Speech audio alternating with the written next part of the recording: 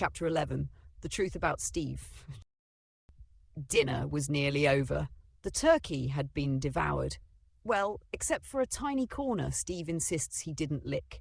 The biscuits were gone, the mashed potatoes scraped clean, and the adults leaned back in their chairs full and peaceful. It was the perfect moment. Abigail took a small, brave breath and stood up. Copper sat at her feet like a loyal little guard. Steve peeked his head from behind her chair, gravy-free at last, eyes big and hopeful. She cleared her throat softly. "Everyone, I need to tell you something." Uncle Bingo clapped cheerfully. "Is it that you learned to juggle?" "No," Abigail said, shaking her head. Grandma gasped dramatically. "You're getting married?" "Grandma, I'm 7. "Oh, right." Christine McMonkeypants leaned in. "Is it about the pineapple purse?" "I knew it was haunted." "No," Abigail said again, louder this time. Her heart thumped slowly, deeply. "This is about Steve." Every grown-up turned slowly, looking right at him. Steve gave a tiny wave. "Hello, happy dinner?" Dad squinted. "So he's really a capybara guinea dog thing?" Abigail nodded softly. "He's a capybara, a magical capybara, and he's my best friend." The room fell silent. Mom blinked. "Magical?" Steve puffed out his chest proudly. "Yes, and I shall prove it." Abigail's eyes widened. "Steve, no!" But it was too late. Steve struck a dramatic little pose. His whiskers twitched. His hat began to glow, and then, poof! Magic! Everywhere, great voice swap debacle. Uncle Bingo opened his mouth to say, "What's happening?" But instead, Christine's high, sparkly voice burst out. Bingo squeaked, "Is this my voice?" Christine gasped, but Uncle Bingo's deep, booming shout came from her mouth. "Oh, no!" Grandma lifted her hands and began, "Merciful heavens!" But Dad's voice came out. "Pass me the gravy." Dad tried to talk, but Grandma's tiny voice squeaked from him. "What a lovely surprise!" Grandpa tried to laugh, but Copper's bark came out. "Off, off, off!" Christine screamed, but Grandpa's jolly laugh echoed instead. "Ho, ho, ho, ho, ho!" Steve stared in horror. "This is not what I meant to do."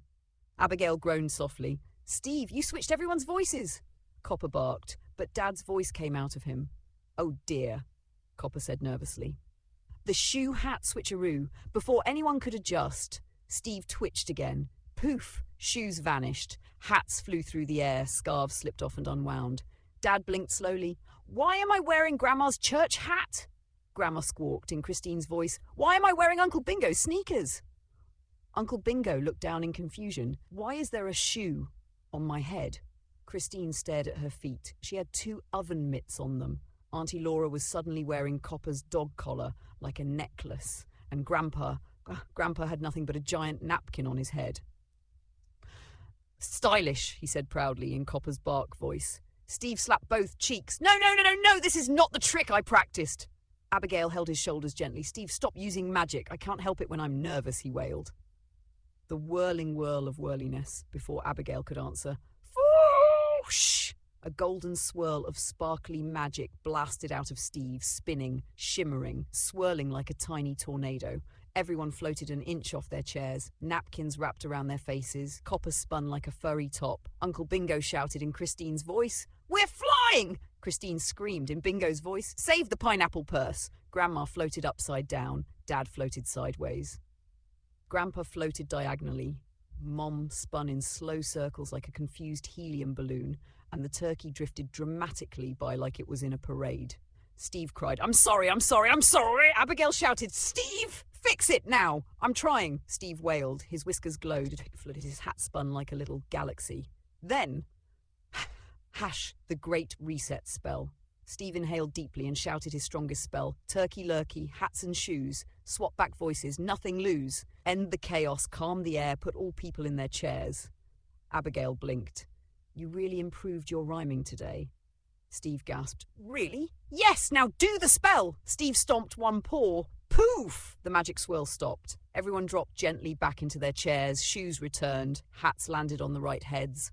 Voices slid back into their proper people. Copper barked, his real bark. Uncle Bingo's booming voice came back. Christine squeaked again. Grandpa did not bark. The turkey floated down and landed perfectly on the platter. Silence. Everyone blinked quietly. Mom cleared her throat. "So this Steve fellow is truly magic?" Steve raised a paw shyly. "Yes, I am magical, and also sorry." Dad chuckled. "Well, he did fix everything," Grandpa nodded, "and he gave me a great story for bingo night." Christine gasped happily. He made my purse stop twitching. Uncle Bingo flexed proudly. And he made me fly! Best Thanksgiving ever! Abigail hugged Steve tightly. See? I told you, he's my best friend. Steve smiled, soft and sweet. Thank you for liking me. Even when I accidentally explode your dinner, Mom smiled warmly. As long as you help clean up later. Steve saluted. Yes, ma'am. Everyone laughed. And for the very first time, the whole family truly understood Steve wasn't just magical. He was one of them.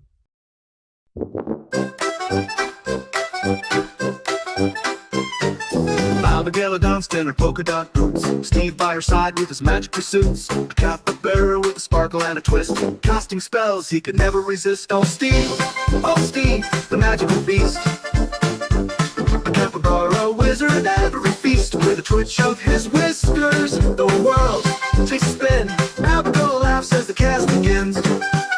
They turn the moon into a big balloon, floated past the stars, landed in Cancun. Steve said hola with a magical grin. Taco shells rained and the party began. He wiggled his nose, the maracas shook.